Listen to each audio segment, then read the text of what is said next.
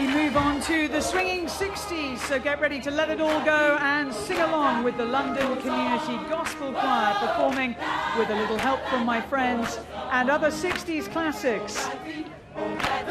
They're followed by the Royal Academy dancers, entertaining us all with a routine inspired by the flower-powered generation of the era. And amongst the flowers and houses, you may be able to spot the Trellick Tower, Centre Point, and the Royal Festival Hall. They're reflecting faith, built environment, and architecture.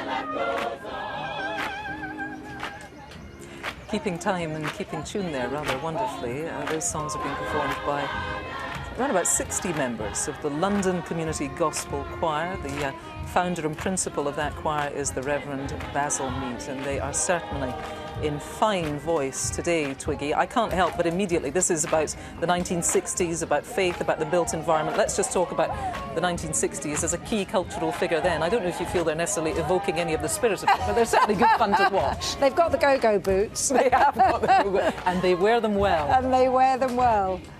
No, it's just wonderful. I mean, the choir is fabulous. I love the girls strutting their stuff. They are. In they're their giving minis. It what for, aren't they? Remember those? I do. I remember them well. You're not supposed to remember the 60s if you were there. I know. I was so straight. It was boring. I think it was because I was so young. And that's why you look the way you look, because you were so straight. That explains it all. I remember my first trip to Paris, and a waiter said, "What would you like to drink?" And I said, "A soft drink, please." I was 16. Yeah. Doing a job for a big American magazine. And he said, "What do you want?" And I said, "A soft drink." And he said, "What vintage, madame?" and marched away in disgust. Now, Giles, let's talk for a moment about pipers. Twiggy and I have already said how much we enjoy a man in a kilt. I don't know about you, how you feel about it, Katie Nicholl. I'm quite impartial to one, actually. Tell The me... Queen really enjoys a piper, and indeed So much she so? regularly has, at breakfast time, or a little bit later than breakfast, a piper playing for 15 minutes at Buckingham Palace, and at Windsor, and indeed at Balmoral, outside the window, to get her going in the morning. Let's listen to the magnificent pipes now, shall we?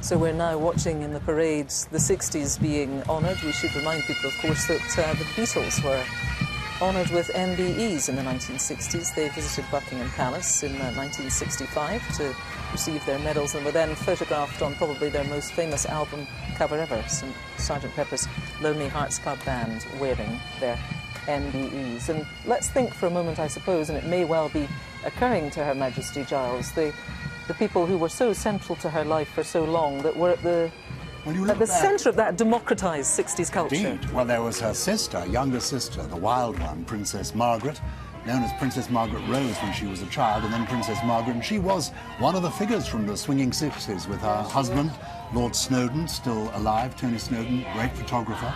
Very much swinging 60s figures. They dressed the part. Absolutely. I'm sure Tony Snowdon took photographs of you. He did, beautiful photographs. Yeah. He's a wonderful photographer. And I had the pleasure of meeting her as well, and she was so beautiful. And Twiggy, so beautiful. she was a stunning beauty in her day, stunning. Princess Margaret. Breathtaking.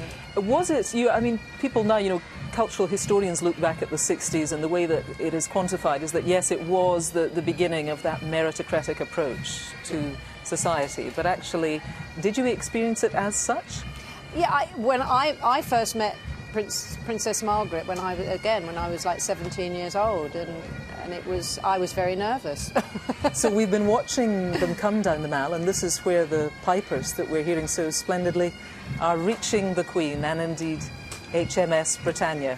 They'll be enjoying this picture. And she's having a jolly good look at that, isn't she? Yes. She was having a good giggle, and notice that she's got Peter Phillips right next to her, so I'm sure he'll be referencing, explaining, because she might not know what on earth's going on. It takes a while to put it all together, doesn't it? It was high risk him taking this on, because royalty getting involved in organising an event, you're putting yourself, well, you're laying yourself open to criticism from the press.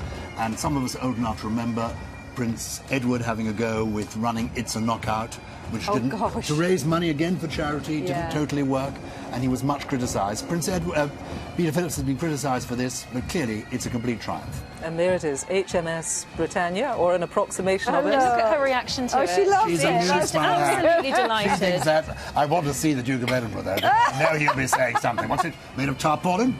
Some sort of kite, is it? Will it take off? Time now to go back to Claire Balding. Claire.